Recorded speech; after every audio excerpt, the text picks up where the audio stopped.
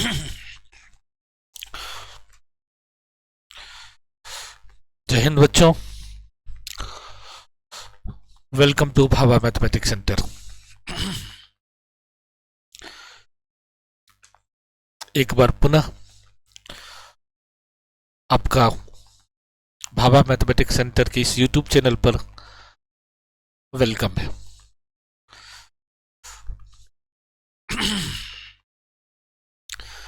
जैसा कि बच्चों आप लोग देख रहे होंगे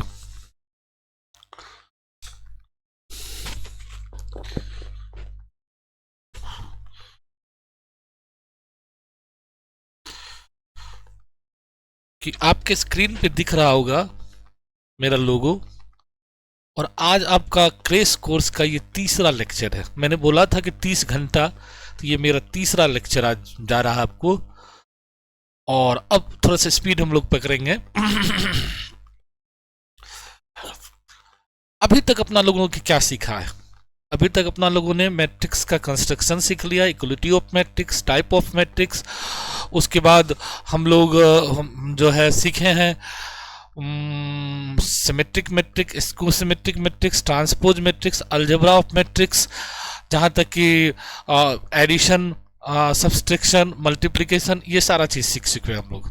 स्केलर मल्टीप्लिकेशन का प्रॉपर्टीज, उससे रिलेटेड कुछ क्वेश्चन भी प्रैक्टिस किए हैं। और मेरे पास एक क्लास ऐसा है जो कि PYQ कराएंगे आपको, जो अभी तक क्वेश्चन बैंक में आया हुआ वो सारा क्वेश्चन भी इस यूनिट से, जो यूनिट 3 अपना लोग को है मैट्रिक्स एंड डिटर्मिनेंट, इससे आपको रिवाइज करा देंगे, जिससे कि आपको एग्जाम में क्वेश्चन छूटे नहीं, आपका आराम से एग्जाम में क्वेश्चन बन जाए। ठीक, तो आगे आज का जो मेन टॉपिक अपना लोग को, क्योंकि हमको इनवर्स तक सीखना है, इनवर्स तक जाने के लिए हम लोग रास्ता तैयार कर रहे हैं। आज क्या रास्ता तैयार कर रहे हैं इनवर्स तक जाने के लिए? पहले माइनर सीखेंगे, कोफैक्टर सीखेंगे, डिटर्मिनेंट सीखेंगे, सिंगुलर नॉन सिंगुलर मैट्रिक्स सीखेंगे, माइनर और कोफैक्टर के टर्म में डिटर्मिनेंट का एक्सप्रेशन सीखेंगे, और फिर उसके बाद एडजॉइंट इनवर्स, और फिर सिस्टम ऑफ लीनियर इक्वेशन को सॉल्व करना है, डिटर्मिनेंट बेस कुछ क्वेश्चन लेना है, और ये मैट्रिक्स मेरा खत्म। यानी मोटा मोटी 2 लेक्चर इसके बाद और मिलेगा, यानी यूनिट 3 से 5 होगा, जिसमें मोटा मोटी मैंने आपको बताया था कि 25 से 30 नंबर आपको आ जाता है। इस सिलेबस में 13 ही है अकॉर्डिंग, लेकिन चूंकि ज़्यादा से ज़्यादा क्वेश्चन पूछता है तो 25 नंबर आपको यहीं से हो जाएगा। तो अगर अच्छे से ये 5 वीडियो को आप देख लोगे तो 25 नंबर तो आप यहीं से ले लोगे। उसके बाद बाकी यूनिट्स को भी देखोगे तो अच्छा खासा नंबर आपको आ जाएगा। सिर्फ आप वीडियो देख के प्रैक्टिस करते रहना, 2 बार रिवाइज कर लेना, अपना सुन सुन के कॉपी लेके बैठना, और जो जो चीज़ नहीं जानते उसको नोट कर लेना। ठीक, और जो क्वेश्चन हम बोलेंगे प्रैक्टिस करने के लिए वो कर लेना। चलिए, तो अब आपको आगे बढ़ाते हैं। तो ये तो लोगो था मेरा। नेक्स्ट यही 12th क्रेश कोर्स का आपका लोगो है। ये क्रेश कोर्स मैंने 30 आवर्स का जो बोला था कि 30 आवर्स का आपका चलेगा। जब समय नहीं बचेगा तो एक लंबा नहीं होगा तो यूट्यूब लाइव ले लेंगे, लंबा पीरियड का 2-3 घंटा का, तो जिसमें बहुत सारा काम होगा, लेकिन 30 हम पहले पुराएंगे, तब एक दिन लाइव वाला भी अनलिमिटेड लाइव रहेगा कि पूरा रिविजन हो जाए जल्दीबाजी में। 12th न्यू बैच जो लोग 2027 बोर्ड के लिए तैयारी कर रहे हैं, तो उनके लिए नया बैच 27 और 29 तारीख को अपने यहाँ शुरू होगी ऑफलाइन में। ऑनलाइन की अभी सूचना नहीं है, अभी ऑफलाइन की सूचना है, ऑफलाइन में शुरू हो गई।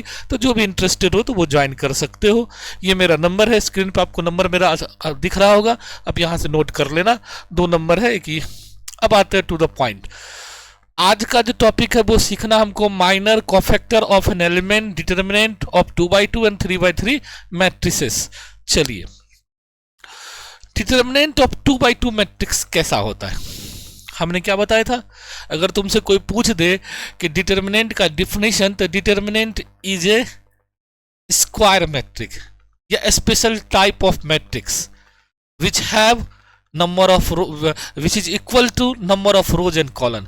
डिटर्मिनेंट एक स्क्वायर मैट्रिक्स होता है जिसमें रो और कॉलन हो। स्क्वायर लग गया तो रो कॉलन तो ऑलरेडी बराबर होगा। तो डिटर्मिनेंट कैसे होता है? तो determinant associate with square matrix. Determinant square matrix से ही प्राप्त होता है। मैट्रिक्स का कोई नोमेरिकल वैल्यू नहीं था। मैट्रिक्स का वैल्यू हम लोग निकलता नहीं था, कुछ भी अंदर में अरेंज करते थे, सजाते थे। अगर मान लो 2 मैट्रिक्स को जोड़ते थे तो वो भी एक मैट्रिक्स के ही फॉर्म में था, उसका कोई नोमेरिकल वैल्यू नहीं था कि इतना होगा। लेकिन डिटर्मिनेंट का क्या है? नोमेरिकल वैल्यू है। डिटर्मिनेंट मतलब हिंदी में हम लोग इसको सारणिक बोलते हैं, इसका नोमेरिकल वैल्यू होता है। अब कैसे होता है? तो हमको मेरे सिलेबस में 2x2 और 3x3 का आपको पढ़ना है, अभी हम करके दिखाएंगे। तो मैट्रिक्स अगर 2x2 का है मान लो, तो उसको डिटर्मिनेंट में कैसे कन्वर्ट करते हैं, ऐसे बोर्ड पे आपको दिख रहा होगा, लेकिन हम करके भी अभी बोर्ड पे दिखाएंगे। क्या दिख रहा है कि ABCD 4 नंबर को इस तरह से मैट्रिक्स फॉर्म में सजाया गया है। जब हम लोग इसका डिटर्मिनेंट निकालेंगे तो क्रॉस मल्टीप्लीकेशन करेंगे, AD minus BC is called determinant of square matrix 2x2 whose value is this. उस पर एक एग्जांपल लेके दिखाएं, क्योंकि सर इससे, क्योंकि स्क्रीन पर है, देखने में अच्छा लगता है, समझ में भी, क्योंकि पढ़ा हुआ है तो आप लोगों को समझ में भी आएगा, लेकिन सर कुछ एक बार करके दिखा देते तो हम लोग को ज़्यादा अच्छा लगता है। तो चलिए हम आपको करके दिखा देते हैं बोर्ड पे, जो मेरा व्हाइट बोर्ड है उस पे आपको करके दिखा देते हैं। देखिए ये मेरे पास बोर्ड है, जो हम बता रहे थे कि 2x2 का मैट्रिक्स का स्ट्रक्चर आपको याद है, सभी लोग पढ़े हो। 2x2 का मैट्रिक्स का स्ट्रक्चर याद करो पहले, A11 सर जी, A12 सर जी, A21 सर जी, A22 सर जी, याद है ना। 2x2 इसमें कितने रो है, 2 रो और 2 कॉलन। कहता इसको जब ये लॉक लगा हुआ, एक तरह से समझो कि ये लॉक लगा हुआ, अभी क्या है, मैट्रिक्स क्लोज है, ठीक है, क्योंकि आप जानते हो कि मैट्रिक्स का कोई न्यूमेरिकल वैल्यू नहीं होता, ये अरेंजमेंट है सिर्फ। जब इसकी लॉक को खोलोगे, जैसे ही ये लाठी चलाए, जिस सिंबल को हम लोग डिटर्मिनेंट बोलते हैं, ये मॉड की तरह दिखता, मॉड है नहीं, ये डिटर्मिनेंट है, तो इसको जैसे खोलोगे तो ये लॉक खुल जाता है।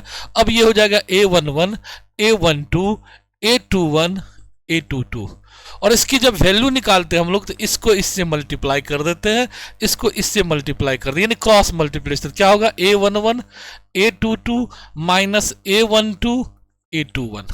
समझ में आएगी, आ गई बात कि डिटर्मिनेंट ऑफ ए का फॉर्मूला अगर स्ट्रक्चर के आधार पर देंगे तो ये होगा। वहीं वहां हम जो लिखे हैं, हमने क्या किया है कि 4 नंबर अपने मन से सिलेक्ट कर लिया, ABCD 2x2 का। अब इसका डिटर्मिनेंट हम लोग निकालेंगे तो क्या होगा, ABCD। तो कैसे निकालोगे, इससे इसको गुना कर दो, इसको इससे मल्टीप्लाई कर दो और माइनस का सिंबल दे दो, तो क्या होगा, AD माइनस BC, जो आपके स्क्रीन पे दिख रहा होगा। इसी डिटर्मिनेंट को डेल्टा या D से भी डिनोट किया जाता है। ये तो है मैट्रिक्स के थ्रू डिटर्मिनेंट हम लोग लाए ना। जब हम लोग मैट्रिक्स के थ्रू नहीं रखे, इंडिपेंडेंटली यानी डायरेक्ट डिटर्मिनेंट पढ़ेंगे, तो उसको हम लोग डेल्टा या डी से डिनोट करते हैं। ये है मैट्रिक्स से डिटर्मिनेंट हम लोग निकाले, तो यही चीज आपके स्क्रीन पर होगा, आपको दिख रहा होगा। जैसे 5, 6 और 3 2 का कहता है कि डिटर्मिनेंट निकाले, तो कैसे निकालेंगे, 5 2 जा 10, 6 3 जा 18, 10 में से 18 को घटा दो, कितना आएगा, -8। देखो -8 आपके स्क्रीन पे दिख रहा है। तो then the value of determinant का 2x2 का फॉर्मूला ही हो गया। अगर ABCD को 4 नंबर को इस तरह से अरेंज कर दिया जाए जो बोर्ड पे दिख रहा है, तो उसका फॉर्मूला क्या हो गया, AD माइनस BC। तुम फॉर्मूला भूल जाओ, वहां ABCD की जगह कुछ भी रह सकता है, तो तुमको क्या याद रखना, क्रॉस मल्टीप्लाई, कोना कोनी गुना करके घटा देना, खाली ये रखना है या ध्यान में रखना है। तो 2x2 का तब डिटर्मिनेंट आप आराम से निकाल लोगे, इसमें कहीं कोई सोचने वाली बात नहीं है, और ना ही ये बहुत भारी है, बहुत इजी है आपके लिए। आइए नेक्स्ट आते हैं। अब अगर हमको 2x2 का माइनर कहेगा निकालने के लिए, तो वो कैसे निकालते और कोफैक्टर कैसे निकालते वो समझना। हर एक मैट्रिक्स के हर एक टर्म का माइनर और कोफैक्टर होता है। A matrix have each term, each and every term, a matrix which have each and every terms finding the minor. कोई किसी भी मैट्रिक्स में जितने भी एलिमेंट होगा और उसके हर एक एलिमेंट का हम लोग माइनर और कोफैक्टर निकाल सकते हैं। हमारे सिलेबस में मैट्रिक्स में खास करके डिटर्मिनेंट की बात है, यानी स्क्वायर मैट्रिक्स की बात कर रहे हैं, हॉरिजॉन्टल वर्टिकल का नहीं बता रहे हैं, क्योंकि उसका तो न्यूमेरिकल वैल्यू होता ही नहीं, तो घरे लॉक है, घर खुलेगा ही नहीं, तो वैल्यू कहां से निकालोगे। तो ये सिर्फ 2x2 और 3x3 की बात हम कर रहे हैं। कोई कह देगा सर 1x1 का कोई मैट्रिक्स है, उसका डिटर्मिनेंट क्या होगा, वही रह जाएगा, उसमें कोई फर्क ही नहीं पड़ेगा, उसमें तो केवल एक ही एलिमेंट है, तो उसका वैल्यू वो नहीं रहे। अगर 1x1 का है, मान लो 5 1x1 का कोई मैट्रिक्स है और उसका कहता है क्या, डिटर्मिनेंट निकाले, तो 5 ही उसका आंसर हो जाएगा, उसमें कोई चेंजिंग नहीं आएगी, ये ध्यान रखिएगा, ठीक है। अब आते हैं हम लोग माइनर पर। जिस भी टर्म का हम लोग माइनर निकालेंगे, उस टर्म को हॉरिजॉन्टली और वर्टिकली, रो वाइज और कॉलम वाइज इलिमिनेट कर देंगे, काट देंगे, हटा लेंगे। उसके बाद जो टर्म बचेगा वही मेरा माइनर है। 2x2 में तो इतना आसान है, कोई झमेला ही नहीं है। अगर 2x2 का तुमको कोई कह दे माइनर निकालने के लिए, हम निकाल के पहले तुम लोग को दिखा देते हैं, तो तुम लोग को थोड़ा सा कॉन्फिडेंस आ जाएगा। जो बोले उसके बाद फॉर्मूला में आना कि 2/2 का हमको क्या कहता माइनर निकालने के लिए, तो कैसे निकालते वो देखिएगा। तो 2/2 का अगर हमको कोई कह दे माइनर निकालने के लिए, तो वो कैसे निकालते वो देखिएगा। माइनर लिखते कैसे हैं, निकालते कैसे हैं, क्योंकि माइनर और कोफैक्टर आपको आना चाहिए। तो जैसे आपने अभी देखा कि एक एलिमेंट था आपके पास, एक मैट्रिक्स था 2/2 का, उसका स्ट्रक्चर क्या था, A11 A12 A21 A22 2/2 का। इसके हर एक एलिमेंट का माइनर होगा। तो पहला घर का माइनर, तो हम लिखेंगे इसको माइनर ऑफ A11। तो इसको डिनोट करते हैं M, और ये 11 यहाँ M11। निकलता कैसे है, तो जो घर लिए उसको ढक देना, A12 A21 A22। आप कौन सा घर लिए, ये, इसको रो वाइज और कॉलन वाइज काट दो, तो बचा क्या, A22। तो M11 का माइनर क्या निकला, A22। इसी तरह से अगर आपको माइनर ऑफ A12 निकालना हो, तो इसको डिनोट किससे करोगे, M12। और इसी तरह से इसको भी ढकोगे, जैसे A11 है A12 है A21 है A22 है। किसको ले रहे हो, 12 को, तो रो वाइज और कॉलन वाइज। तो आंसर क्या आ गया, A21। तो इस तरह से हम लोग हर एक टर्म का माइनर निकाल लेते हैं। जो भी मैट्रिक्स देता है उसके प्रत्येक एलिमेंट का माइनर को फाइंड आउट कर लेते हैं। अब आप चलिए स्क्रीन पे देखने में जो अच्छा लगे आपको उस पे आइए। देखिए यही चीज है। और कोफैक्टर, तो माइनर में जब साइन स्कीम लग जाता है तो उसको कोफैक्टर बोलते हैं। उसका फॉर्मूला होता है -1 पर power i plus J into MIJ। MIJ means minor of an element. Cofactor को कैपिटल AI से हम लोग डिनोट करते हैं। तो a minor including with sign scheme is called cofactor. अगर किसी मैट्रिक्स के माइनर के साथ, किसी स्क्वायर मैट्रिक्स के माइनर के साथ साइन स्कीम लग जाए, तो ऐसे मैट्रिक्स को हम लोग कोफैक्टर कहते हैं। ऐसे एलिमेंट को हम लोग, मैट्रिक्स के ऐसे एलिमेंट को कोफैक्टर कहते हैं। ये कैसे निकलेगा, जैसे माइनर निकलता है वैसे निकलेगा। खाली साइन स्कीम प्लस माइनस कहाँ होगा वो लगाना आपको चाहिए, वो सिखाएंगे हम साइन स्कीम कैसे लिखते हैं। 2/2 मैट्रिक्स का साइन स्कीम लिखना बड़ा आसान है। 2/2 अगर मैट्रिक्स है तो इसका साइन स्कीम कैसे लिखोगे, यहाँ से देख लो, तुम लोग आराम से सीख सकते हो कि साइन स्कीम 2/2 का कैसे लिखते हैं। देखिए ये जो 1 1 है, पहला रो पहला कॉलम, तो 1 1 कितना 2 होता है, इसलिए इसको लिखिएगा प्लस। 1 2 3 ऑड नंबर है तो माइनस, 2 1 माइनस, 2 2 प्लस। तो ये है साइन स्कीम बोलते हैं इसको हम लोग, साइन स्कीम। हिंदी बोलो तो चिन्ह योजना। चिन्ह योजना हर एक स्क्वायर मैट्रिक्स में ये जरूरी है जानना, क्योंकि आपको डिटरमिनेंट निकालने में भी काम आएगा। सर कैसे आप डिसाइड कर देते हो प्लस माइनस, कुछ नहीं, दोनों को जोड़ते जाओ। जो एलिमेंट का पोजीशन है 1 1 1 1 2 2 2 1 इस तरह का पोजीशन है ना, तो उसको मने मन ऐड कर लो। 1 1 यानी 1 1, दोनों को जोड़ो 2, इवन नंबर आया प्लस पॉजिटिव। 1 2 यानी 3 विषम संख्या, ऑड नंबर आया मैं निगेटिव। 2 1 यानी ऑड नंबर आया विषम संख्या मैं निगेटिव। 2 2 4 इवन नंबर आया पॉजिटिव। इस तरह से हम लोग साइन स्कीम खुद से भी तैयार कर सकते हैं। कितनों बाय कितनों का मैट्रिक्स हो, साइन स्कीम बनाना बहुत कठिन काम नहीं है, सिर्फ उसको मेंटेन करना, कैसे लेते ये याद रखना। माइनर में कोई साइन स्कीम नहीं, जिसको लेना उसको दोनों तरफ से ढक देना, जो आया वो आंसर हो गया। कोफैक्टर में जिसको लेना है, जैसे माइनर लिए वैसे ही लेंगे, लेकिन आगे में प्लस माइनस का चिन्ह लगाना पड़ेगा कि वो कौन सा, जैसे 1 1 का लिए तो उसका चिन्ह क्या होगा, प्लस M11। जो M11 का वैल्यू होगा वही कोफैक्टर का भी वहां वैल्यू होगा। Cofactor of A11 small a11 equals to क्या, कैपिटल A11, और this is equals to plus M11। तो इसको हम लोग कोफैक्टर बोलते हैं। चलिए आगे देखते हैं, तब आपको समझ में आएगी, फिर क्वेश्चन लेके समझाएंगे तो ज्यादा अच्छा रहेगा। ये है आपका 3/3 का ये फॉर्मूला है, -1 पर power i plus J minor of that element यानी MIJ। कोफैक्टर का ये एक तरह से फॉर्मूला है, ऑब्जेक्टिव में भी कई बार पूछा है।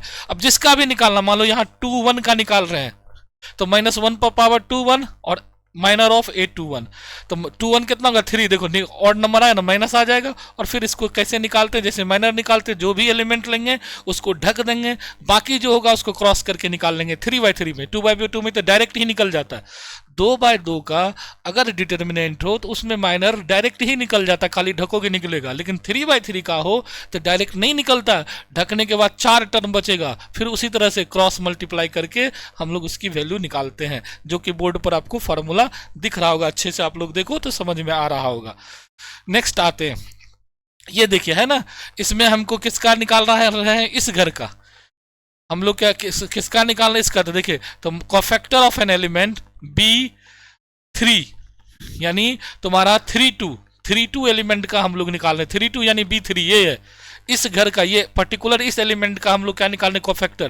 तो इसको लिए तो इसको रो वाइज और कॉलन वाइज काट दिए, जो आया उसको कोना कोनी गुना करोगे, A1 C2 A2 C1। और साइन स्कीम इसका क्या, ये कौन सा पोजीशन है 3 2 3 2 5 यानी माइनस लग जाएगा। अगर आप ये नहीं भी लिखो, ये तो फॉर्मूला होता है, अगर आप नहीं भी लिखो तो खाली इतना रखना इसका पोजीशन कौन सा ये याद रहे, इसका position A11 A12 A13 A21 A22 A23 A31 A32 A33। तो 3 2 मतलब 3 2 5 यानी आगे में माइनस लगा देना, जो भी वैल्यू आएगा, जो भी वैल्यू है उसके आगे में यहाँ माइनस लगा हुआ है। तो इस तरह से कोफैक्टर निकालते हैं। माइनर और कोफैक्टर में केवल चिन्ह योजना साइन स्कीम का फर्क है, बाकी कोई फर्क नहीं है, आसानी से निकल, जिसको माइनर निकालना आता है उसको कोफैक्टर भी निकालना आता है। थोड़ा सा ध्यान दोगे तो आसानी से सीख जाओगे। चलिए डिटर्मिनेंट ऑफ 3x3 मैट्रिक्स। अब 3/3 मैट्रिक्स का डिटर्मिनेंट, जैसे 2/2 को तो सर सीधे क्रॉस करा के निकाल दिए, 3/3 का कैसे निकालने हैं।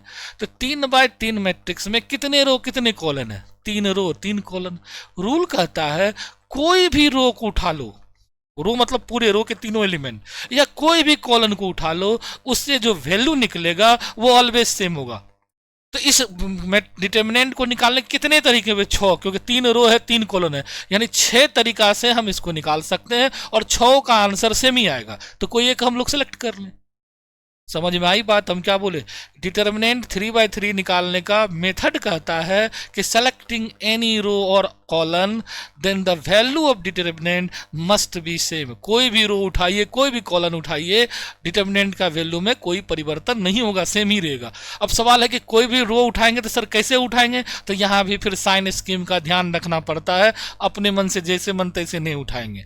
फिर जब उठाने लगेंगे तो कैसे करेंगे, जैसे फर्स्ट एलिमेंट लिए तो row wise column wise eliminate करेंगे, फिर अगला एलिमेंट लेंगे साइन स्कीम को फॉलो करेंगे, फिर उसको row wise column wise eliminate करेंगे, फिर अगला एलिमेंट लेंगे साइन स्कीम को करेंगे कवर करेंगे, फिर रो वाइज या कॉलन वाइज उसको हम लोग एलिमिनेट करेंगे। जैसे सर एक क्वेश्चन हो जाए तो हमको समझ में आएगा, सर आप जो बोल रहे हो हमारे ब्रेन में नहीं आ रहा है, तो चलिए फिर रफ करने के लिए हमारे पास जो है एक बोर्ड है, और चूंकि स्मार्ट बोर्ड में मैंने बोला ना टच का प्रॉब्लम है इसलिए नहीं बता पा रहे हैं, उस पर हम उस पर सिर्फ पीपीटी आपको दिखा रहे हैं पा रहे हैं।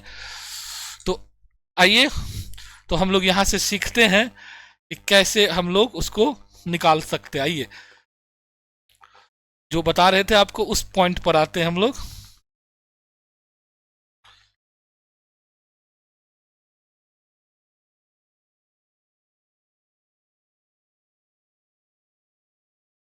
तो जो हम बता रहे थे आपको कि 3/3 का कोई मैट्रिक्स अगर दे दिया है हमको, मान लो ए मेरे पास है, क्या है, A11 A12 A13 A21 A22 और A23 A31 A32 A33। ये अभी 3/3 का मैट्रिक्स है।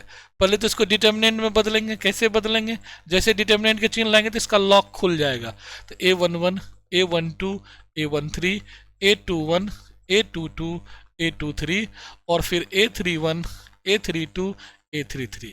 अब इसको लेने का तरीका अच्छा है, लेकिन उससे पहले इसका sign scheme plus minus plus, देखो कैसे साइन स्कीम लेते हैं, 2 1 3 तो माइनस, 2 2 4 तो प्लस, 2 3 5 तो माइनस, 3 1 4 3 2 5 तो माइनस, 3 3 6 तो प्लस। तो इस तरह से हम लोग साइन स्कीम इसका तैयार कर लिए। अब इसमें कोई भी रो कोई भी कॉलम सेलेक्ट कर लो, तो हम लोग जनरली पहला रो को सिलेक्ट करना पसंद करते हैं, R1 को। तो हम लिखेंगे R1 को चुनने पर, R1 को चुनने पर यानी सेलेक्टिंग R1 को हम उठाए।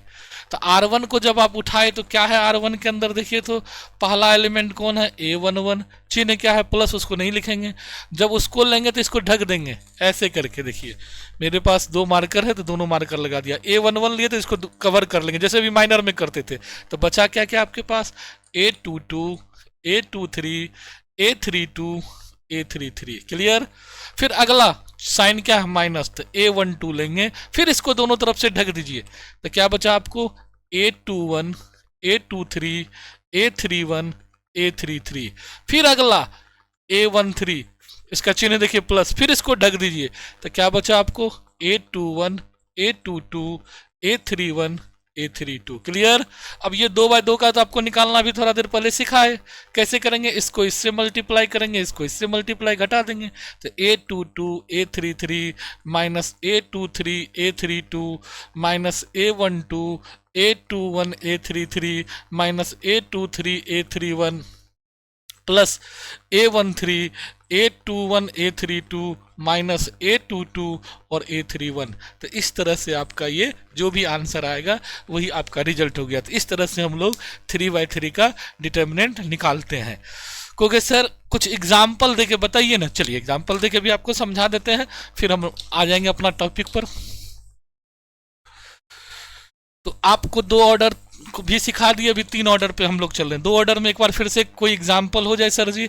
जैसे एक एग्जाम्पल है मेरे पास सर जी कि 5 है, 4 है, 3 है, 2 है। कैसे निकालोगे, तो इसको इससे मल्टीप्लाई करो तो 5 2 जा 10, इससे मल्टीप्लाई करो 4 3 जा 12। आंसर कितना -2 निकल गया। सर 3/3 का इस बार 1 2 3 है, -1 0 4 है, 5 2 -2 है। सर कैसे निकालेंगे, क्या बताया अभी तरीका। इसको बनाने से पहले पहले इसका साइन स्कीम लिख लिया करना, 3 वाला में गड़बड़ होने का चांस ज़्यादा रहता है। ठीक, प्लस माइनस प्लस लिख लिया। अब हम ज़्यादातर पहले कोशिश करते कि पहला रो से ही ले, ऐसे किसी भी रो किसी भी कॉलम से आप ले सकते हैं, उसका भी ट्रिक सब सीखिएगा आगे जाके। लेकिन फिलहाल सीखने के लिए नया में हम लोग पहला रो चुनते। तो पहला रो का पहला एलिमेंट कौन है 1, 1 को ढकिए दोनों तरफ से तो क्या आएगा 0 4 2 -2। अब अगला एलिमेंट क्या है 2, साइन स्कीम क्या है -2, तो -2 ढकिए दोनों तरफ से, ये गया तो -1 4 5 -2। अब अगला एलिमेंट क्या है 3, ढकिए दोनों तरफ से, -1 0 5 2। क्लियर, देख लीजिए। अब इसकी वैल्यू क्या आएगी आपको -2 -8 -2 +2 -20 3 -2 -0। तो क्या आएगा आंसर -10 1 -10, ये -2 -18 और ये +3 -2। अब कितना आंसर आया आपको -10, 18 2 जा 36, 3 2 जा 6। तो कितना हो गया अपना लोग को 30, 30 में से 10 घटा दीजिए तो 20। अब समझ में आया। अब हमको लगता है आप लोग को समझ में आ गया होगा कि हम लोग निकालते कैसे हैं। तो एक उदाहरण द्वारा हम दोनों चीज़ सिखा दी आपको। चलिए अब हम लोग अपना मेन टॉपिक पे आ जाए, जहां हम छोड़े हैं आपको माइनर कोफैक्टर निकालने के लिए। तो उस टॉपिक पे हम लोग बैक हो जाते हैं। चलिए तो यहीं थे हम लोग। तो अब सीख गए आप लोग डिटर्मिनेंट 3/3 का कैसे लेते हैं। याद रखिएगा साइन स्कीम लेने का तरीका 6 में से कोई भी तरीका चुन सकते। अब इसी में ट्रिक है कि जिधर ज़्यादा जीरो उधर से लीजिएगा तो तुरंत आसानी से बन जाता है। मान किसी रो में 2 जीरो हो तो तीसरा एलिमेंट चुन लीजिए, डायरेक्ट आंसर आ जाएगा। तो जैसे जैसे सीखिएगा तो ट्रिक अप्लाई कीजिएगा। डायरेक्ट ट्रिक अप्लाई करने से आपको फायदा नहीं होगा क्योंकि वो भूल जाइएगा, और मेथड के साथ ट्रिक अप्लाई कीजिएगा ना तो वो ज़्यादा दिन तक याद रहेगा। तो पहले तो हमको ये समझ में आ गया कि इसको निकालने का 6 तरीका है। अब 6 में से हम कौन लगाना पसंद करेंगे, अब यहाँ ट्रिक काम कर देगा। जैसे तुम लोग नोमेनक्लेचर में पढ़ते थे ना केमिस्ट्री में, जिधर कार्बन का चेन ज़्यादा उधर से चुनना है, तो यहाँ भी वही चीज़ है जिधर जीरो की संख्या ज्यादा उधर से चुनो तुरंत बन जाएगा। तो ये सब टेक्निक है। अब डिटर्मिनेंट में 2 रो आइडेंटिकल हो जाए, एक जैसा हो जाए तो आंसर 0, निकालने की भी जरूरत नहीं है। ऑब्जेक्टिव समय पूछेगा 2 रो एक जैसा दिखे या एक दूसरे का मल्टीपल हो जाए, जिसको हम लोग आइडेंटिकल बोलते हैं या स्केलर मल्टीप्लिकेशन टाइप का बोलते हैं, या तीनों रो एक समान हो जाए, आंसर 0। समझ में आ गई बात। तो ये सब ऑब्जेक्ट ये आपको आगे मिलेगा प्रॉपर्टीज में। तो चलो हम आगे बढ़ते हैं, फिर क्वेश्चन का भी प्रैक्टिस आगे है। तो ये था जो कि अभी माइनर कोफैक्टर की जानकारी दे रहे थे हम। कोफैक्टर के टर्म में डिटर्मिनेंट कैसे निकालते, ये भी एक है। इससे ऐसे क्वेश्चन कम आता है, लेकिन अगर जानना हो कि कोफैक्टर के टर्म में डिटर्मिनेंट को कैसे निकालेंगे तो आसानी से निकाल सकते हैं। पहले तो वो तीनों एलिमेंट जो मेरा है, फर्स्ट रो में कितने एलिमेंट है A11 A1 B1 C1, तो कोफैक्टर के टर्म में इसके निकालने का फॉर्मूला होता है। कोफैक्टर के टर्म में क्या फॉर्मूला होता है, A11 A11 यानी एक एलिमेंट एक कोफैक्टर, और इसमें साइन स्कीम का यूज नहीं होता। माइनर वाला में साइन स्कीम यूज करना, कोफैक्टर में सबके सब प्लस होता है। तो जब भी कोफैक्टर के टर्म में हम लोग डिटर्मिनेंट निकालेंगे तो उसका फॉर्मूला क्या होगा, हम इस स्क्रीन पर बोर्ड पे लिख देते हैं, क्योंकि यहाँ स्क्रीन पे तो आपको दूसरे ढंग से लिखा गया है तो आपको समझने में हो सकता है दिक्कत हो, तो बोर्ड पे हम यहाँ मेंशन कर देते हैं कि जब भी आपको कहे कोफैक्टर के टर्म में लिखने के लिए डिटर्मिनेंट को, तो आपको कुछ नहीं करना है, फॉर्मूला होता है जैसे R1 के थ्रू आप बनाते हैं, 3/3 का मैट्रिक्स है इस पर कोफैक्टर के टर्म में, तो इसका फॉर्मूला हो जाएगा A11 A11 A12 A12 A13 A13। ये है किससे, फर्स्ट रो के आधार पर। अब सबका मान निकालना जानते हो, मान निकाल के भर दो। अगर सेकेंड रो से लोगे तुम R2 से तो क्या लिखोगे, A21 A21, सब में पल से होता है इसमें, ये ध्यान रखिएगा, A22 A22 A23 A23, उसका एलिमेंट का पोजीशन खाली ध्यान रखिएगा। ये सेकेंड रो के आधार पर डिटर्मिनेंट का कोफैक्टर के टर्म में पर। थर्ड रो लिखिएगा तो A31, ये ऑब्जेक्टिव में भी एक बार पूछा हुआ, A32 A33 A33, ये थर्ड रो के आधार पर होता है। इसी तरह से कॉलन में भी लिखा जाता है, और ये प्रूफ भी है बजाबते, क्योंकि आपका अभी क्रेश कोर्स है, समय कम है, इसलिए हम प्रूफ में नहीं जा रहे हैं, लेकिन बजाबते इसका प्रूफ एक पूरा क्लास इस पर प्रूफ में ही लग जाता, इसलिए खाली आपको याद दिला दिए कि एलिमेंट का पोजीशन देख लीजिए रो में, और फिर उसके साथ एलिमेंट के साथ उसका कोफैक्टर लगा दीजिए, सबके सब प्लस में रहेगा। वही फार्मूला है in terms of cofactor, determinant का formula in terms of cofactor, determinant का वैल्यू कोफैक्टर के बेस पर कैसे निकालते थे, ये था। चलिए हम लोग आगे बढ़ते हैं।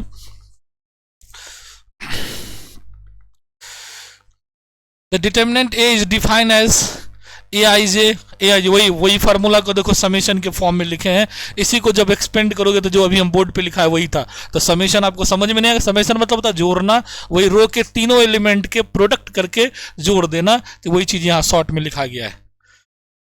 चलिए find the determinant of this, कहता है इसका डिटर्मिनेंट निकालिए, आराम कोफैक्टर के टर्म में आराम से निकाल। देखिए पहला रो का एलिमेंट क्या है 1, अब इसका कोफैक्टर निकालो क्या है, इसको क्लोज करो इसको क्लोज करो, बचा क्या -6 और -10, 5 2 10 -16, आगे जाके मिल जाएगा आपको। फिर अगला है 0, फिर उसका कोफैक्टर लेना है, फिर -2, फिर उसका कोफैक्टर लेना है। तो ये लिखा हुआ है आगे, देखिए कोफैक्टर लिया होगा ये, यस वही -16 जो बोले, देखे वो लैंग्वेज में हम लिख दिए समझने के लिए आपको कुछ नहीं करना है, सिर्फ कोफैक्टर के टर्म में दे तो फॉर्मूला प्लस में लिखना है, और वैल्यू निकालने आपको आता है, बस डाल दीजिए वैल्यू, आसानी से बन जाएगा। तो आसानी से हम लोग सॉल्व कर लिए। The definition of determinant is formulated by the using the elements of the first row and the corresponding cofactor only. The sum of the product of the elements of any row or column of a square matrix with their corresponding cofactor is called determinant. ठीक है, उसके यानी किसी element को और उसके cofactor का, पूरे रो का, पूरे किसी रो के सारे एलिमेंट, जो भी रो उसमें एलिमेंट है, उसके एलिमेंट और उसके कोफैक्टर का प्रोडक्ट का सम कर देंगे तो वही होता है formula of determinant in terms of cofactor. चलिए यही चीज था फॉर्मूला वहां। ये डिटर्मिनेंट का जो लिखे, यहाँ हम लोग दूसरे तरह से स्ट्रक्चर लेने का, यहाँ 1 1 हम लेते थे, तो यहाँ हम 1 लिए हैं क्योंकि तुमको लिखने में ज़्यादा दिक्कत न हो इस तरह, तो उस आधार पर देखो क्या, अगर 1 1 लेंगे तो यहाँ A11 लिखेंगे, A11 लिखेंगे, और यहाँ भी क्या लिखेंगे A11। तो जिस तरह से लिए उसी टाइप से हम लिख दिए हैं। ये फार्मूला ऑब्जेक्टिव में कई बार पूछा है, तो तुमको ध्यान रखना कि मिलना चाहिए, सेम होना चाहिए, मिलना चाहिए, और रो वाइज और कॉलम वाइज ऑर्डर मेंटेन रहना चाहिए। देखो है ना, A11 B11 C11, A11 A1 B1 C1 लिए हैं। फिर इसी तरह से दूसरा रो में क्या है A2 B2 C2, देख लो A2 A2 B2 B2 C2 C2 मिल रहा है ना। तो इस आधार पर हम लोग यानी कोफैक्टर के टर्म्स, कोफैक्टर के आधार पर डिटर्मिनेंट को डिफाइन करते, डिटर्मिनेंट को। वही चीज है यहाँ आपको। अब इसकी क्वेश्चन पूछ रहा है, देखो ऑब्जेक्टिव एमसीक्यू आपको आ गया, कहता फाइंड द डिटर्मिनेंट ऑफ, कोई भी बच्चा भी बता देगा, 4 2 जा 8, 5 6 जा 30, माइनस 1 माइनस प्लस, तो 30 में प्लस 8 कितना होगा 38। देखो आंसर है, समझ में आई बात। क्रॉस कोना कोनी गुना करना, बीच में माइनस का चिन्ह देना, इसमें एक ऑलरेडी माइनस है तो माइनस और माइनस क्या हो जाएगा प्लस, तो 38। तो इस तरह का ऑब्जेक्टिव में काफी क्वेश्चन पूछता है। What is the minor of -1, केवल -1 का माइनर पूछ रहा है, तो -1 को सर्कल करो और क्रॉस बाय दोनों तरफ से यानी काट दो, तो कितना आ गया 0 × 3 0, और -3 × 5 -15, और बीच का माइनस तो +15 इज राइट आंसर। देख रहे हो कितना आसानी से बना रहे, जिसका माइनर पूछे उसको राउंड कर दिए, और दोनों तरफ से रो कॉलम को ढक दिए, बाकी जो बचा उसको क्रॉस करके निकाल दिए, जो होगा वो आंसर हो गया। अगर इसी का कोफैक्टर पूछता तब से साइन स्कीम को मेंटेन करते। किसका पूछ रहा है? इसका। इसका चिन्ह क्या होगा? माइनस, तो -15 होता। इसी क्वेश्चन का माइनर 15 है, लेकिन कोफैक्टर क्या होगा? -15, क्योंकि हमने क्या बताया डेफिनेशन में? A minor with sign scheme, A minor including with sign scheme is called cofactor. तो माइनर में अगर प्लस माइनस का चिन्ह लगा देगी तो वो कोफैक्टर है। तो इस घर के हिसाब से इसका चिन्ह क्या होगा? -15, तो वो कोफैक्टर हो जाएगा। अभी ये माइनर है। कोफैक्टर निकालने के लिए भी हमको माइनर निकालना ही पड़ेगा, खाली साइन स्कीम उसमें डालना है। समझ में आ रही है बात हम जो बोल रहे हैं? चलिए आगे बढ़ते हैं हम लोग। What is the determinant of A? आराम से निकाल सकते हो, फर्स्ट रो के आधार पर ही लोगे तो कैसे लोगे? 1 ये गया तो -6 और -10, तो कितना? -16 इंटू 1 -16। सेकंड तो 0 है तो 0 ही हो जाएगा। थर्ड ले लो, -2 तो 15 और 4 19 और 2 38 और उधर कितना था? 16 -54। देखो डायरेक्ट बना रहे, बिना कलम चलाए बना रहे हैं। तुम लोग कलम चला के भी निकालने में तुम लोग को दिक्कत होती है, हम कहाँ कलम चला रहे हैं, ऐसे मौखिक देख के ही बना रहे हैं। तो सिर्फ रूल को फॉलो करो, आराम से बनेगा। और ये सब क्वेश्चन को एक बार कॉपी पे राइट कर लेना, लिखना, वीडियो देखते देखते कॉपी कलम रखना और इस क्वेश्चन को नोट करके खुद से बनाना और मेरे से मैच करना, या जो हम बोल रहे हो देखना कि उस तरह से तुमको मिल रहा है कि नहीं मिल रहा है।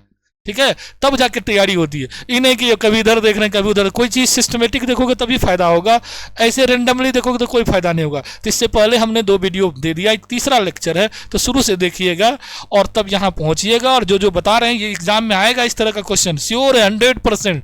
MCQ में तो आना ही है, कोई काल नहीं काटेगा इसको। 2x2 और 3x3 का देख लीजिएगा। अभी हम क्वेश्चन बैंक भी आगे के लेक्चर में हम रखेंगे तो दिखा देंगे कितना क्वेश्चन आता है आपको, इसलिए इस पर प्रैक्टिस कर लीजिएगा।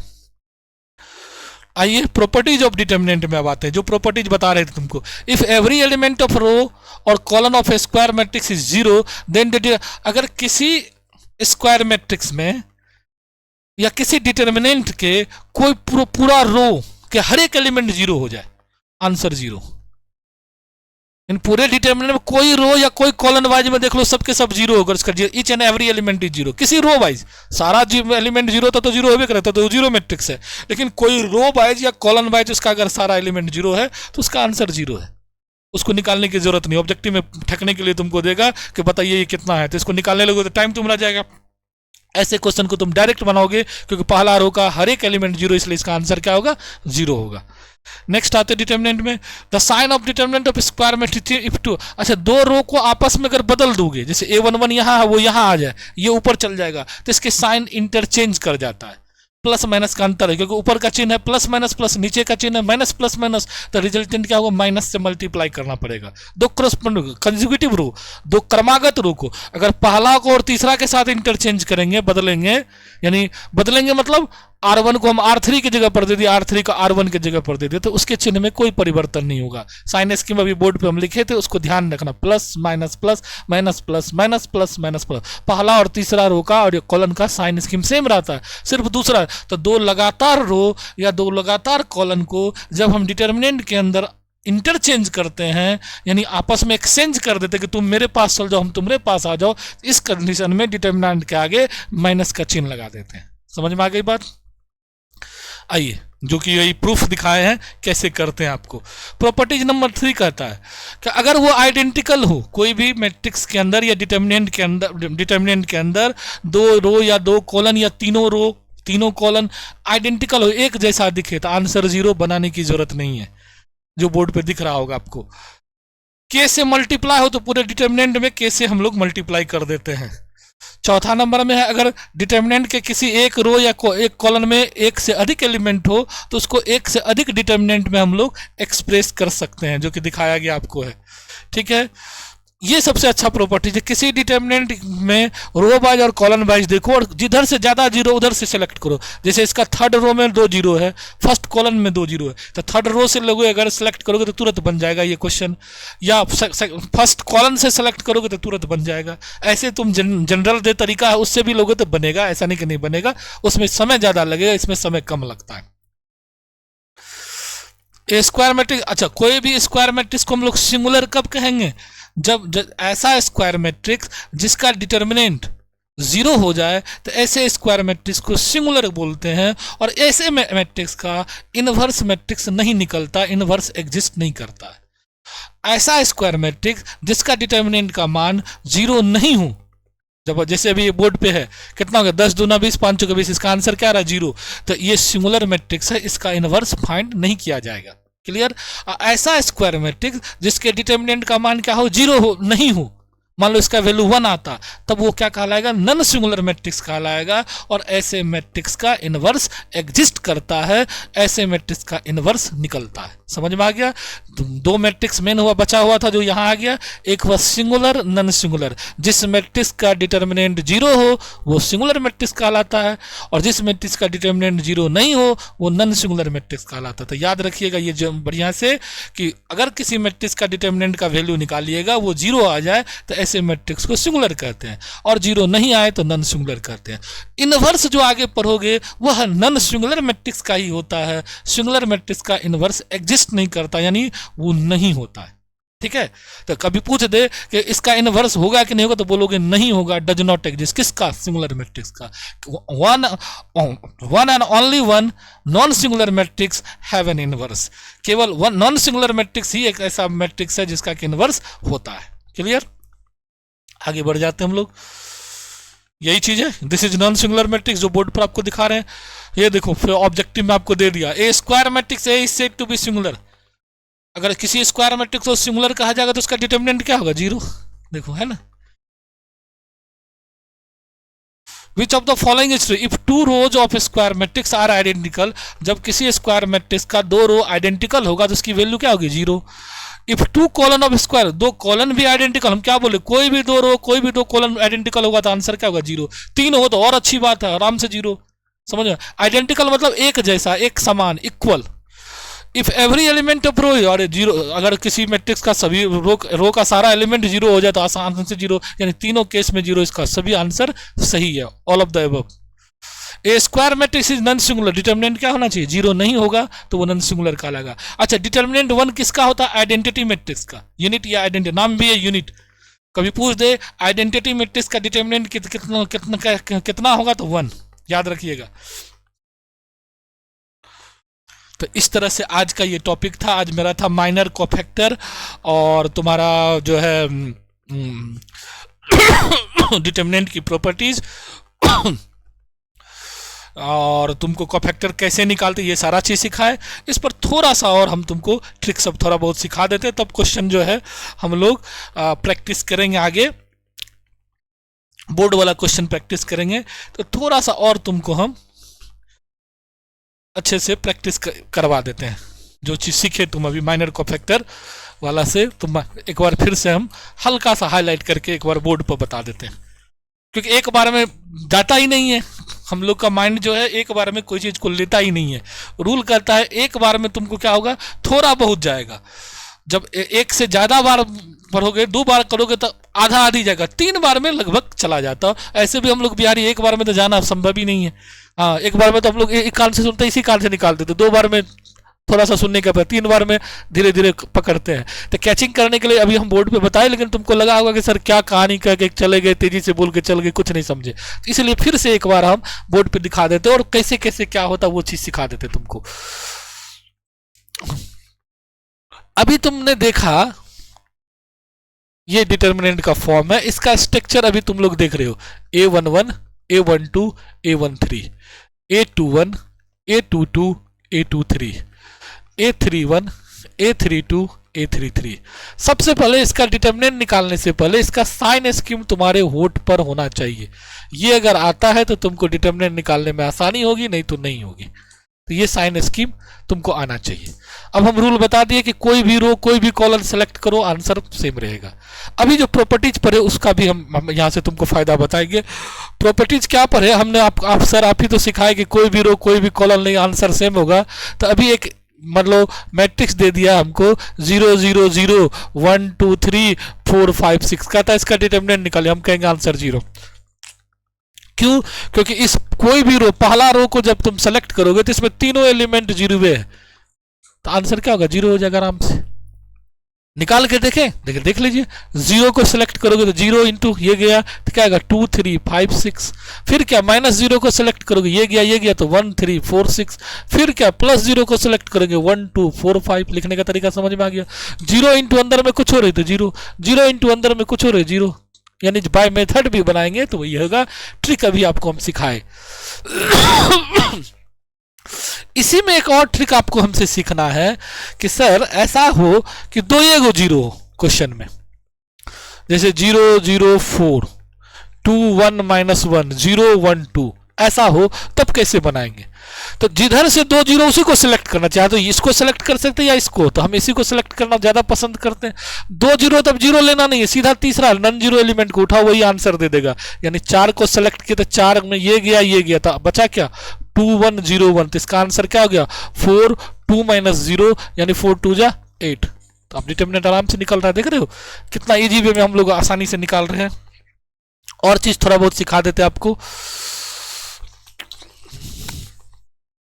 अब आपको हम वहां जब पढ़ा रहे थे उस समय हम बताए थे कि डायगोनल मैट्रिक हो, इसके अभी आपने देखा कि सिमिलर जैसे 2 4 6 है, 2 4 6 है और 1 3 5 है।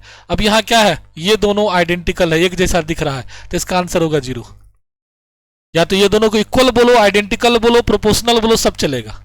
एक ऐसा भी हो सकता है कि सर 1 2 3 हो, 2 4 6 हो, 3 6 9 हो, ये इसका मल्टीपल फॉर्म है, प्रोपोर्शनल फॉर्म में है, इसका भी आंसर 0। इसमें कॉमन निकालोगे तो सेमी आइडेंटिकल आ जाएगा, ये भी 0 होता है। क्लियर हो गया? यहाँ से इस सब चीज में दिक्कत नहीं होगा आपको। यही चीज बता रहे थे, प्रॉपर्टीज में भी आपको सिखा रहे थे। अब कुछ ट्रिक सिखाते हैं आपको, फिर माइनर कोफैक्टर बता के आज का लेक्चर हम एंड करेंगे। नेक्स्ट हम इस पर अब क्वेश्चन प्रैक्टिस कराएंगे, एक एडजॉइंट और इनवर्स बता के क्वेश्चन प्रैक्टिस कराएंगे, PYQ, जो कि आपको बहुत जरूरी है। अभी क्वेश्चन प्रैक्टिस करना, एक बार थ्योरी इसलिए बता देते हैं कि ऑब्जेक्टिव आपका मिस ना करे, कि थ्योरेटिकल चीज ध्यान में रहेगा, अभी का पढ़ाया हुआ चीज ज्यादा दिन याद रहेगा, क्योंकि आगे एग्जाम है। अभी ध्यान से देखोगे सुनोगे तो ज्यादा दिन तक मेमोरी में रहेगा ये बात को। तो अब आते हैं ट्रिक कि डिटर्मिनेंट निकालने के लिए सर ट्रिक कैसा है। जैसे आप ट्रायंगुलर मैट्रिक्स हमसे पढ़े हो, याद है ना क्या होगा ट्रायंगुलर मैट्रिक्स में? पहले डायगोनल मैट्रिक्स पे आ जाते हैं। डायगोनल मैट्रिक्स में क्या पढ़ाए थे? 0 0 2 0 0 0 3। तो डायगोनल मैट्रिक्स का डिटर्मिनेंट कुछ नहीं करना, डायगोनल एलिमेंट को मल्टीप्लाई कर दो, आंसर 6। स्केलर मैट्रिक्स याद करो, 0 0 0 0 2 0 0 0 2, इसका भी डिटर्मिनेंट निकालना आसान है, 2 इंटू 2 इंटू 2 कर दो, सीधा कितना 2 दूना 4 दूना 8। देख रहे हो? आइडेंटिटी वाला जो बोले थे यूनिट मैट्रिक्स 0 1 0 0 0 1, इसका भी निकालना आसान है, 1 इंटू 1 इंटू 1, आंसर कितना 1, केवल डायगोनल एलिमेंट का मल्टीप्लाई कर दो। फिर तुमको हम सिखाए थे ट्रायंगुलर मैट्रिक्स। ट्रायंगुलर मैट्रिक्स में क्या था हमारे पास? 4 0 0 0 2 3 1 माइनस 1 5। ये क्या था अपना लोग को? 1 2 1 3 2 1 है ना यहाँ, सॉरी। तो यहाँ क्या हो जाता? 5 2 2, यहाँ 0। क्या बताए थे? डायगोनल एलिमेंट को छोड़कर या तो आजू 0 या बाजू 0, तो यहाँ आजू 0 हो रहा है, तो इसका भी डिटर्मिनेंट जो निकलेगा 4 इंटू 2 इंटू 5। डायगोनल एलिमेंट को मल्टीप्लाई कर दो, 4 2 जा 8 इंटू 40। इसी तरह से अगर तुम्हारा ऊपर में है 1 2 3 0 माइनस 1 1 0 0 2, तो इसका भी डिटर्मिनेंट क्या है? डायगोनल एलिमेंट को छोड़कर आजू या बाजू 0 है कि नहीं? नीचे 0 है, तो इसका भी डिटर्मिनेंट निकाल लेंगे, 1 इंटू माइनस 1 इंटू 2 यानी -2। तो बहुत सारा ट्रिक आपको दिखा दिए। ऑब्जेक्टिव बनाने में ये ब्रह्मास्त्र है जो अभी आपको बता रहे हैं, इससे बहुत सारा ऑब्जेक्टिव इजी वे में आप बना लोगे, आसानी से हो जाएगा। एक बार आ जाओ माइनर और कोफैक्टर की तरफ, फिर से याद दिला देते हैं और फिर हम आज का लेक्चर को एंड करते हैं। नेक्स्ट लेक्चर आपको जो मिलेगा, या दो चीज हो सकती है, या तो हम क्वेश्चन बैंक का क्वेश्चन करवा देंगे आपको, या नहीं तो एडजॉइंट इनवर्स पहले बता देंगे, तो मेरा ये सारा काम ही हो जाएगा। ठीक, तो आते हम लोग क्या माइनर की बात बोल रहे थे, जैसे कि मान लो 1 है, -1 है, 4 है, 2 3 6 है, 1 7 2 है। अब इसका कहता है कि माइनर निकालिए हर एक एलिमेंट का। मान लो तो पहला एलिमेंट का क्या नाम होगा? M11। माइनर निकालना है इसका, इसको बोलेंगे माइनर ऑफ। अगर पढ़ने का चाहो तो इसको क्या पढ़ोगे? Minor of A11। कैसे निकाले थे? इसको सेलेक्ट किए, ढक दो, तो इसका माइनर क्या होगा? 3 6 7 2। कितना? 3 दूना 6, 7 6 42, 42 में से 6 घटा दो, -36। क्लियर? और जब कोफैक्टर निकालोगे तो इसका साइन स्कीम हमेशा याद रखना। डिटर्मिनेंट निकालने में, कोफैक्टर निकालने में साइन स्कीम का सहारा। अब इसी का कोफैक्टर यानी A11, इसको बोलते हैं कोफैक्टर ऑफ A11। ये निकालोगे तो कैसे निकालोगे, तो इसी के जो माइनर निकाले इसी में या यही लिख लो 1 1 2 तो प्लस, और फिर वही चीज उतार दो 3 6 7 2, यानी माइनर के चिन्ह में जो माइनर निकाले हैं 36, तो इसका भी आंसर -36, क्योंकि सब में ऐसा ही होगा, नहीं होगा सब में ऐसा। M12 निकाल के देखिए, माइनर ऑफ A12 बोलिए क्या होगा, इसको ढकिए तो 2612, कितना होगा 2 दूना 4 में से 6 को घटाइए -2। अब इसका कोफैक्टर निकालिए, कोफैक्टर ऑफ A12 ये कितना होगा, इस बार साइन स्कीम का सारा 2 1 3 है तो माइनस आ जाएगा, 2612 वही रहेगा माइनर। इसको शॉर्ट में अगर लिखना चाहो तो ऐसे भी लिखते हैं M12, तो इसकी वैल्यू कितना 2 दूना 4 में से 6 कितना -2 यानी +2। देखिए अंतर आ गया ना।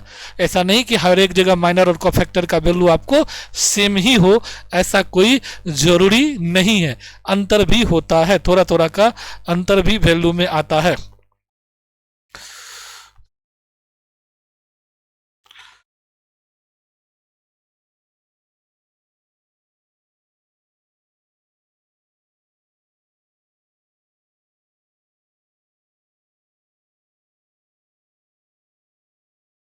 तो इस तरह से आपको माइनर कोफैक्टर के बारे में जानकारी हम दे दिए, समझ में भी आ गया होगा कैसे निकालते हैं, कैसे क्या करते हैं, ये चीज़ आप सीख गए होंगे माइनर कोफैक्टर के बारे में।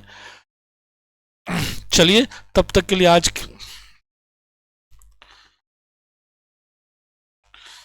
आज बस यहीं तक रहने देते हम लोग।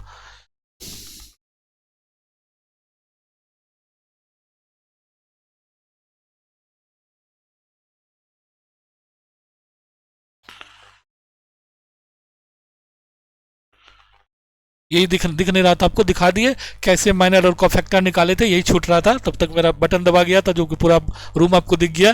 खैर कोई बात नहीं है। तो ये चीज आपको समझ में आ गई होगी। आज आप लोग जाके क्वेश्चन पे प्रैक्टिस कीजिएगा, जो लोग भी देख रहे हैं, कौन सा तो 4.4 में मिल जाएगा माइनर कोफैक्टर से रिलेटेड क्वेश्चन, वो प्रैक्टिस कर लीजिएगा। डिटर्मिनेंट से रिलेटेड क्वेश्चन 4.1 और 4.2 एक्सरसाइज में एनसीईआरटी में मिल जाएगा, वो प्रैक्टिस कर लीजिएगा। अब आगे हम एडजॉइंट इनवर्स बता देंगे, और या उससे पहले हो सकता है क्वेश्चन बैंक का कुछ क्वेश्चन करवा दे, जिससे कि आपको ये लगे कि हम जो सीख रहे हैं हमको फायदा दे रहा है कि नहीं दे रहा है। फिर माइनर को क्या एडजॉइंट इनवर्स बताएंगे, और फिर प्रॉपर्टीज ऑफ डिटर्मिनेंट पे बेस प्रॉब्लम लेंगे, यानी 2 लेक्चर और हमको लेना है इसमें, और मैट्रिक्स को एंड कर देंगे। तब तक के लिए धन्यवाद, थैंक यू। और फिर अगर आपको अच्छा लग रहा होगा, समझ में आ रहा है ये लेक्चर, तो दोस्तों के बीच जरूर शेयर कीजिए। समय की पाबंदी है, समय कम है, और पढ़ाना हमको ढेर चीज है, इस वजह से थोड़ी सी परेशानी है, क्योंकि अभी समय कम है और आपको रिवाइज कराना है, इसलिए हो सकता है थोड़ा सा फास्ट हो रहा होगा और या कुछ कंटेंट कम हो रहा होगा, लेकिन आप घबराना नहीं। आपके एग्जाम के पॉइंट ऑफ व्यू से ही हम पढ़ा रहे हैं, जो एग्जाम में आएगा उसी हिसाब से हम बता रहे हैं, तो आप उसको देख देख के खाली प्रैक्टिस करोगे तो आपका काम हो जाएगा। ठीक है, तो नेक्स्ट मिलते हैं हम लोग अगला लेक्चर में, लेक्चर 4 में, और हम कोशिश करेंगे कि आपको 30 तारीख तक 30 लेक्चर 31 तक आपको 30 लेक्चर पूरा दे, और फिर एक दिन यूट्यूब पे लाइव आके आप लोग भी लाइव में रहना, जो लोग भी वीडियो देख रहे हो बता देंगे हम, उस दिन लाइव में रहना, और उस दिन हम लोग लाइव डिस्कशन करेंगे। ठीक है, वो 31 या 1 तारीख को 3 से परीक्षा है ना, तो 31 को ही लाइव डिस्कशन करेंगे, उससे पहले ही हम आपको 30 लेक्चर दे देंगे। उसको बढ़िया से आप लोग देखते रहना, प्रैक्टिस करते रहना, अच्छा नंबर आ जाएगा। चलिए, थैंक यू।